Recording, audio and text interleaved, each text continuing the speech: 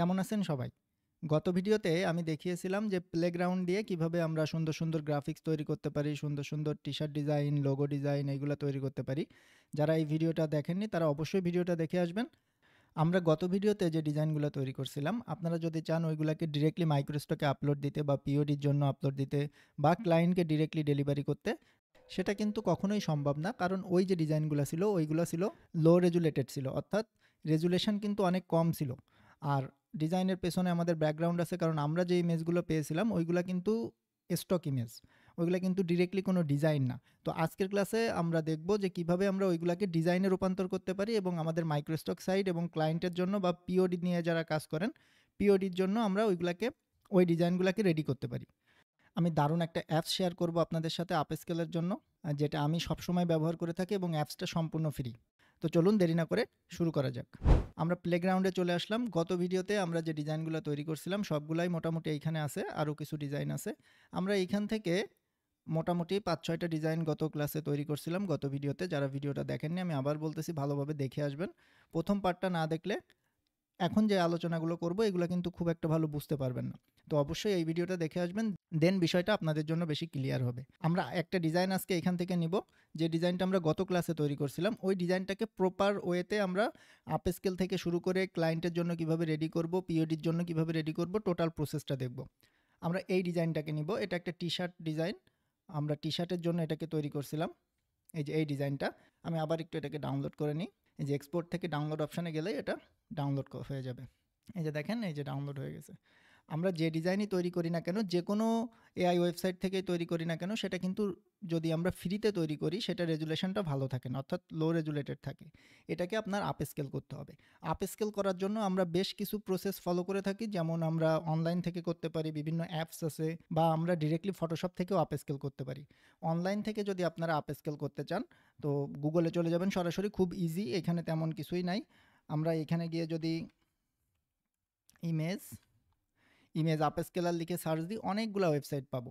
দেখেন অনেকগুলো ওয়েবসাইট কিন্তু আমরা এখানে পাবো। এই যে আই লাভ ইমেজ, তারপরে হচ্ছে ইমেজ আপ স্কেলার, সবগুলা দিয়েই মোটামুটি করা যায়, কিছু পেইড কিছু ফ্রি।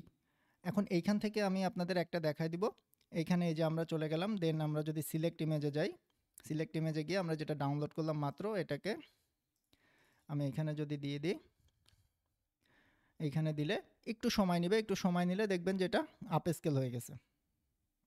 আপ স্কেল মানে হচ্ছে আপনার ইমেজটা যে রেজুলেশনে আছে, যে কোয়ালিটিতে আছে, ওইটা থেকে একটু বেটার কোয়ালিটি। দেখেন এই যে আমাদের ইমেজটা কিন্তু আপ স্কেল হয়ে গেছে। আপনারা ভিডিওতে হয়তো বা অতটা বুঝতে পারবেন না, বাট যখন এটা আমার সামনে ওপেন হচ্ছে আমি এটা ক্লিয়ারলি বুঝতে পারতেছি। আপনারা যখন নিজেরা ট্রাই করবেন বিষয়টা ক্লিয়ারলি বুঝতে পারবেন। দেখেন আগে আমার ইমেজটা ছিল 1024 x 1024, এখন কিন্তু এটা 2048 x 2048 হয়ে গেছে, কারণ আমার এখানে 2x সিলেক্ট করা ছিল। আমি যদি 4x সিলেক্ট করতাম দেন এটা 4x-এ আমার আপডেট হয়ে যেত। তো আমি এটা নিয়ে আর বেশি কথা বলবো না, আপনারা এটা একটু নিজেরা দেখবেন। আমি একটা অ্যাপস আপনাদের সাথে শেয়ার করতে চাইছিলাম ভিডিও শুরুতে, আমি অ্যাপসটা নিয়ে একটু কথা বলি। অ্যাপসটার নাম হচ্ছে আপস্কেল, অ্যাপসটার নামই আপস্কেল। এটা একটা ফ্রি অ্যাপস, এটার প্রিমিয়াম ভার্সনও আছে, চাইলে আপনারা ব্যবহার করতে পারেন বা ফ্রিতেও আপনারা ইউজ করতে পারবেন। যদি অ্যাপসটা কারোর প্রয়োজন হয় অবশ্যই কমেন্টে জানাবেন, আমি এই অ্যাপসটা নিয়েই আলাদা একটা ভিডিও তৈরি করব। এই অ্যাপসটার সবথেকে বেস্ট ইউজ হচ্ছে এটাকে আপনি ফোল্ডার আকারে আপস্কেল করতে পারবেন। ফোল্ডার আকারে বলতে, যখন আপনি মাইক্রোস্টকের জন্য কাজ করবেন বা পিওডির জন্য কাজ করবেন তখন একসাথে অনেক ইমেজ নিয়ে কিন্তু আপনাকে কাজ করতে হবে, কারণ মাইক্রোস্টকে তো একটা দুইটা করে করে ওইভাবে পারা যায় না। তো আপনি যখন অনেক ইমেজ নিয়ে কাজ করবেন আপনি ডিরেক্টলি ফোল্ডার আকারে এখান থেকে আপস্কেল করে নিতে পারবেন, একসাথে যতগুলো খুশি আপনি এখানে দিলে আপস্কেল হয়ে যাবে। এখন যেহেতু আমরা সিঙ্গেল ইমেজ আপস্কেল করব, তো এইখান থেকে এই যে সিলেক্ট ইমেজে ক্লিক করব, ক্লিক করে আমার যে ইমেজটা সেটাকে এখানে জাস্ট দিয়ে এই যে আপস্কেলে ক্লিক করলে এটা আপস্কেল হতে থাকবে, একটু সময় নেবে, দেন এটা সম্পূর্ণ আপস্কেল হয়ে যাবে। আমাদের এটা কিন্তু প্রসেসিংয়ে আছে, অলমোস্ট হয়ে গেছে। এই যে দেখেন এটা কিন্তু আউটপুটটা দিয়ে দিছে এবং মানে খুব অসাধারণ একটা আউটপুট দেয়। এটা আপনারা একটু জুম করলে আপনারা ভালো বুঝতে পারবেন। দেখেন এই যে খুব অসাধারণ একটা আউটপুট দেয় এখান থেকে, এই আপস্কেল যে অ্যাপসটা আছে এটা থেকে। নর্মাল ওয়েবসাইট থেকে করলেও আপনারা মোটামুটি ভালো রেজাল্ট পাবেন, আর যদি প্রিমিয়াম কোনো কিছু ইউজ করেন সেটা তো আরও ভালো। আবার ফটোশপ দিয়েও করা যায়, বাট ফটোশপ দিয়ে আমি আজকে আর দেখালাম না। এইটা সব থেকে বেস্ট লাগে আমার কাছে, আমি আপস্কেল এআই আসার পর থেকেই এই একটা অ্যাপসই ইউজ করি, কারণ এইটা থেকে আমি যে রেজাল্টটা পাই এটা আমি অন্য কোনো জায়গা থেকে পাই না। আর ফটোশপে করতে গেলে অনেক ঝামেলা আছে, সব ইমেজ সুন্দরভাবে আপস্কেল হয় না, বাট এরা একদম সব কিছু মেনটেন করে সুন্দরভাবে আপস্কেল করে দেয়। তো এখন কিন্তু আমার ইমেজটা হাই রেজুলেটেড এবং এটা কিন্তু মোটামুটি রেডি। বাকি কাজ যেটা সেটা আমাদের ফটোশপে গিয়ে করতে হবে। তো চলুন ফটোশপে চলে যাই। আমরা ফটোশপে চলে আসলাম। ফটোশপে এসে আমরা যেহেতু এটা একটা টি শার্ট ডিজাইন, সবার প্রথমে আমাদের কাজ হচ্ছে একটা টি শার্টের আর্টবোর্ড নিয়ে নিব। ফাইল থেকে নিউ, দেন টি শার্টের আমাদের যে আর্টবোর্ড যে রেশিও সেই অনুযায়ী আমরা একটা রেশিও নিব, একটা আর্টবোর্ড নিয়ে নিব। আমি ইঞ্চি থেকে 15/18 ইঞ্চি। ওকে, রেজুলেশন আমরা 300 রাখবো, কালার মোড 8 GB রাখবো। আমি কিন্তু একটা আর্টবোর্ড এখানে নিয়ে নিলাম এবং আমি কিন্তু ডিজাইনটা ফটোশপ দিয়ে করতেছি, সেটাও বুঝতে হবে। যেহেতু এটা একটা ইমেজ, আমরা কোনো ভেক্টর গ্রাফিক্স নিয়ে কাজ করতেছি না বা কোনো ইলাস্ট্রেশন নিয়ে কাজ করতেছি না। যেহেতু এটা একটা ইমেজ, সো ফটোশপে এটা সব থেকে বেটার রেজাল্ট আসবে। আর ক্লায়েন্ট যদি আপনাদের কাছে মেন ফাইল চাই, যে তার ভেক্টর ফাইল দিতে হবে বা তাকে পিএইচডি মেন ফাইল লেয়ার অনুযায়ী দিতে হবে, তো সেই ক্ষেত্রে আপনাকে এটা ম্যানুয়ালি মেক করতে হবে। এটা এআই দিয়ে তৈরি করার তেমন কোনো ওয়ে নাই। কিছু এআই আছে যেমন রিক্রাফট, অ্যাডোবির যদি প্রিমিয়াম ভার্সন ইউজ করেন সেইখান থেকেও আপনারা মেন ফাইল অর্থাৎ ভেক্টর ফাইল যেটা সেটা বের করতে পারবেন। বাট যদি আপনাদের এই ওয়েতে কাজ করতে হয় তাহলে ফটোশপ আপনাদের ইউজ করতেই হবে। এখন আমরা আমাদের যে ফাইলটা সেটাকে ওপেন করি, অর্থাৎ যেটা আপ স্কেল হয়েছে ওইটাকে ওপেন করি। ডাউনলোড ফোল্ডারে গেলে এই যে এইটা আমাদের আপ স্কেল হয়েছে আর এটা প্রথমে আমরা ডাউনলোড করছিলাম। আমি এটাকে ওপেন করলাম।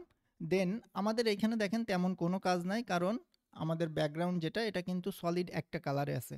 তো আমি এখান থেকে ম্যাজিক ইরেজার টুল যেটা এটাকে সিলেক্ট করব, দেন একটা ক্লিক করব, জাস্ট একটা ক্লিক, আউটসাইড একটা ক্লিক করলেই আমার সাইডটা একদম টোটালি কিন্তু ঠিক হয়ে যাচ্ছে, একদম পারফেক্টলি রিমুভ হয়ে যাচ্ছে। আমার এখানে আর তেমন কোনো কিছুই করা লাগতেছে না। এখন আমি এটাকে ড্র্যাগ করে আমার যে টি শার্টের যে আর্টবোর্ড এটা এইখানে নিয়ে আসলাম। দেন কন্ট্রোল টি দিয়ে আমি এটাকে একটু সাইজ করে দিই, দুইটাকে ধরে আমি একটু মিডিলে অ্যালাইন করে দিলাম। দেন আমার যেমন প্রয়োজন, আমার যতটা প্রয়োজন আমি এটাকে বড় করে নিই, আমি এতটা রাখলাম। আমি ব্যাকগ্রাউন্ডটাকে উঠাই দিব, যেহেতু আমাদের কি দরকার, আমাদের কিন্তু পিএনজি ফরম্যাট দরকার। এই যে আর্টবোর্ডটা এটা স্ট্যান্ডার্ড সাইজের আর্টবোর্ড, এই আর্টবোর্ডে কাজ করলে আপনারা মোটামুটি সব জায়গাতেই এই ইমেজটাকে প্লেস করতে পারবেন। এখন আমি এটাকে দুইটা ফরম্যাটেই সেভ করব। আমি ডেস্কটপে চলে যাই, একটা ফোল্ডার নিই, আমি এটাকে মেন ফাইল হিসেবেও সেভ করব। মেন ফাইল এখানে তেমন কোনো গুরুত্ব নাই, তারপরেও আমি মেন ফাইল হিসেবে একটা সেভ করলাম। দেন আমি একটা সেভ করব পিএনজি আকারে। এখান থেকে আমরা পিএনজি আকারে একটাকে সেভ করব এবং পিএনজি করার সময় অবশ্যই আপনারা ট্রান্সপারেন্ট রাখবেন, অর্থাৎ ব্যাকগ্রাউন্ড কোনো শেপ বা কোনো কিছু রাখবেন না, যেহেতু এটা আমাদের টি শার্টের উপরে ইউজ করতে হবে। ওকে, আমরা যদি এখন ফোল্ডারের ভেতরে চলে যাই, দেখি এই যে দেখেন দুইটা ফাইল, একটা আমাদের মেন ফাইল আর একটা কি ট্রান্সপারেন্ট পিএনজি। আমি যদি এটাকে ওপেন করি, দেন এটা কিন্তু ফুললি ট্রান্সপারেন্ট। আমার এটা ব্ল্যাক মোডে আছে যার জন্য সাইডে ব্ল্যাক দেখাচ্ছে, বাট এটা কিন্তু ফুললি ট্রান্সপারেন্ট। এবং আমি যদি এটাকে একটু জুম করি, দেখেন এটা কিন্তু টোটালি হাই রেজুলেটেড। বাট আমাদের প্রথম যে ইমেজটা আমরা ডাউনলোড করছিলাম ডিরেক্টলি এআই থেকে, ওইটাকে যদি আমি জুম করি দেখেন এটা কিন্তু লো রেজুলেশনে ছিল, এটার কোয়ালিটি কিন্তু অতটা ভালো না। বাট আমরা এখন যেটা তৈরি করলাম এটাকে যদি জুম করি তাহলে আপনারা ডিফারেন্সটা বুঝতে পারবেন। দেখেন এটা আমরা মাত্র তৈরি করলাম যেটা আপ স্কেল করে, আর এইটা আমাদের প্রিভিয়াসটা।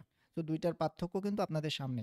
এখন এইটা কিন্তু আমাদের রেডি, আমরা মাইক্রোস্টকে আপলোড দিতে পারবো, প্লাস আমরা চাইলে পিওডিতে আপলোড দিতে পারবো, এবং ক্লায়েন্ট যদি চাই ক্লায়েন্টের জন্য আপনারা এটাকে ব্যবহার করতে পারবেন, কোনো সমস্যা নাই। বাট যদি ক্লায়েন্ট মেন ফাইল চায়, আমি প্রথমেই বললাম, সেই ক্ষেত্রে আপনাকে এটাকে মেক করতে হবে, অথবা যে ধরনের এআই ভেক্টর ফাইল প্রোভাইড করে, যেমন রিক্রাফট প্রোভাইড করে, দেন হচ্ছে অ্যাডোবি থেকে তৈরি করা যায়, ওইখান থেকে আপনাদের মেক করে নিয়ে আসতে হবে।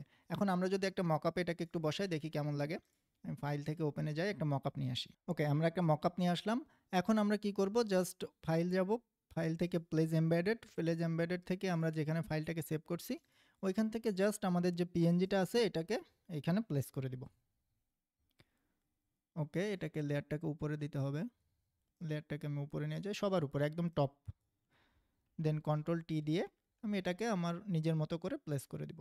দেন আমাদের টি শার্টের ডিজাইন কিন্তু রেডি। আমি এটাকে যদি এখন জেপিজিতে সেভ করি, সেভ অ্যাজ জেপিজি মকআপ, আমাদের মেন ফাইল রেডি, আমাদের পিএনজি রেডি, দেন আমাদের মকআপটাও কিন্তু রেডি হয়ে গেল।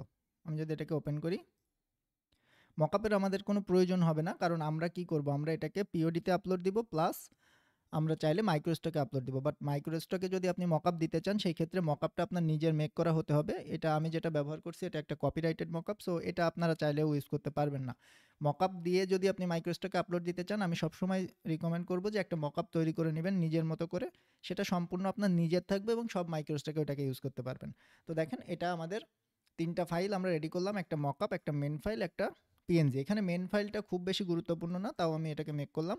এখন আমরা চাইলে এই ডিজাইনটা আমি আবার রিপিট করতেছি পিওডিতে দিতে পারবো, মাইক্রোস্টক সাইডে দিতে পারবো, প্লাস ক্লায়েন্টকেও আমরা ডেলিভারি দিতে পারবো, কোনো সমস্যা নাই।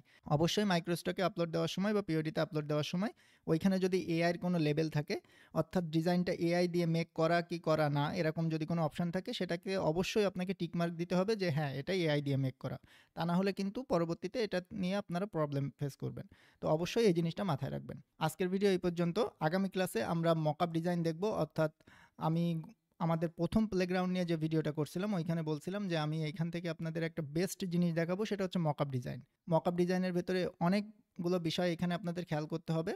এই মকআপটা এখান থেকে নিয়ে ফটোশপ থেকে আপনাকে একটা প্রপার মকআপ তৈরি করতে হবে এবং চাইলে এখান থেকে আমরা কাস্টমাইজ করেও নিতে পারবো। তো টোটালি ইউনিক একটা জিনিস হবে। আমি আগামী ভিডিওতে চেষ্টা করব আপনাদের জন্য প্লেগ্রাউন্ডের মকআপ যে সেকশনটা আছে বা এআই দিয়ে মকআপ তৈরি এটা নিয়ে একটা ভিডিও তৈরি করার। সেই পর্যন্ত ভালো থাকবেন সবাই। ধন্যবাদ।